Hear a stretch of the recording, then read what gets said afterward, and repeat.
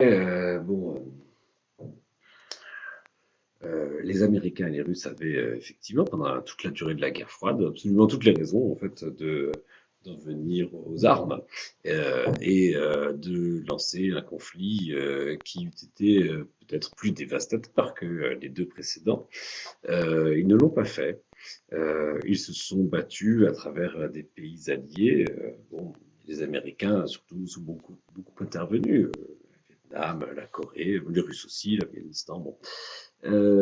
Mais justement, ils ne se sont jamais confrontés directement. On pourrait dire la même chose de l'Inde et du Pakistan. Depuis la naissance du Pakistan en 1945 ou 46, je ne sais plus exactement, enfin après la décolonisation britannique, euh, l'Inde et le Pakistan, des différents territoriaux terribles. Bon, ce sont deux pays qui sont dans une très très grande rivalité comment dire, d'hégémonie régionale.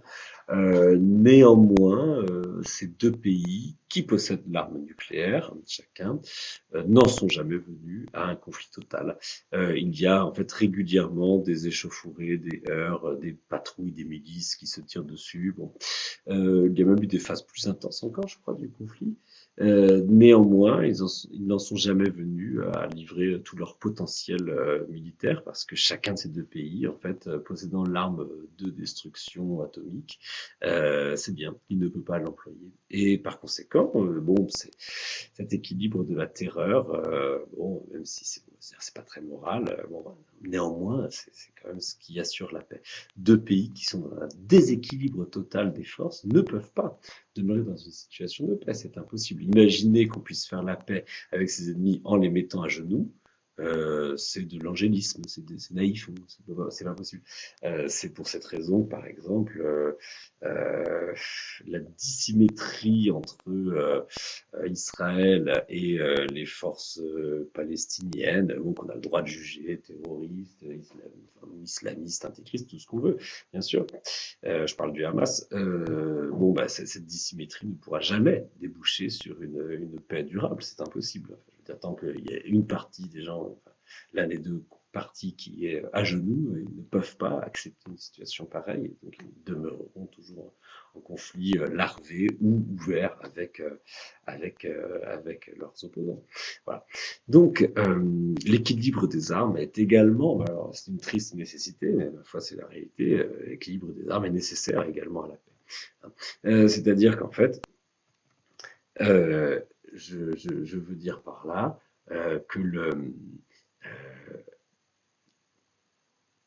les techniques n'ont que le sens que nous leur donnons, hein, et les techniques ne sont pas par elles-mêmes porteuses d'un sens indépendant, d'un sens autre, d'un sens transcendant, enfin d'un sens voilà, qui échapperait à l'être humain. Revenons plus précisément au problème du rapport de la technique et de l'environnement. Il me semble qu'en fait, c'est un mauvais procès que l'on adresse à la technique quand on dit voilà, la technique humaine est responsable du désastre environnemental, la destruction de l'environnement. C'est faux. En fait, c'est l'utilisation que nous avons choisi d'en faire qui est responsable de cela. On peut le voir très clairement, je reviens à partir d'un exemple très très simple, on a déjà évoqué plusieurs fois, l'obsolescence programmée. Typiquement, l'obsolescence programmée est l'exemple même d'une décision bon, qui est liée à notre système économique et qui a des répercussions environnementales absolument désastreuses. Hein. C'est-à-dire qu'en fait, ben voilà, nous croyons que nos sociétés ne peuvent tenir que s'il y a de la croissance en permanence, que si on continue à produire des biens, à vendre des biens, même si ces biens ont une durée de vie extrêmement limitée. Donc les constructeurs de toutes sortes se sont étudiés à produire des biens dont la durée de vie soit très limitée. Alors c'est pas très nouveau, hein, tout cela. Songez bien que les ampoules Osram furent condamnés, je crois, en 1926, enfin bon, il y a un siècle à peu près aux États-Unis, enfin non pas exactement pour l'essence programmée, mais pour s'être entendu avec les concurrents pour fabriquer des ampoules avec une durée de vie très déterminée. En fait, voilà, ça fait un siècle qu'on sait comment prévoir la durée de vie d'un produit industriel.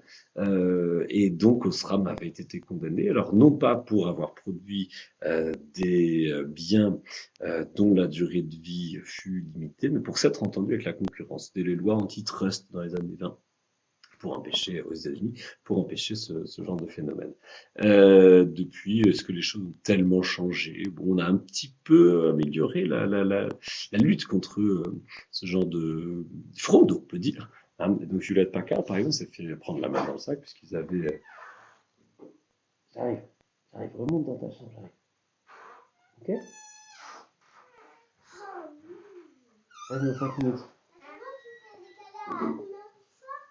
Allez, mais tout je te dis. J'arrive.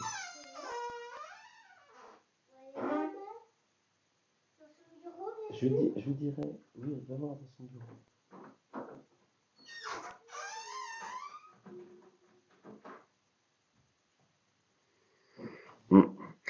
Bon, donc Hewlett Packard, oui, s'est fait prendre la main dans le sac. Je crois que c'était il y a une dizaine d'années, parce qu'ils avaient construit des imprimantes avec un petit programme pour en fait bloquer le fonctionnement de l'imprimante au bout de, je ne sais plus, 10 000 ou 20 000 ou 50 000 impressions, je ne sais plus. Bon, alors aujourd'hui, en fait, donc tout cela est interdit, évidemment, mais en fait, les constructeurs savent le faire autrement. C'est-à-dire que on ne peut pas prouver, par exemple, que la fabrication de tel petit composant en plastique mécanique bête et méchant qui a une fonction tout à fait triviale, on ne peut pas prouver que sa fabrication a été conçue pour que le bitonio en plastoc crève, enfin, casse au bout de X utilisations. Donc en fait, les constructeurs savent parfaitement manier ce genre de... Et si vous regardez par exemple la fabrication des voitures, c'est assez désolant parce qu'on voit en fait beaucoup de voitures dont le fonctionnement est rendu impossible par en fait l'obsolescence du système électronique, alors que tout le système mécanique fonctionne encore parfaitement, ou presque parfaitement.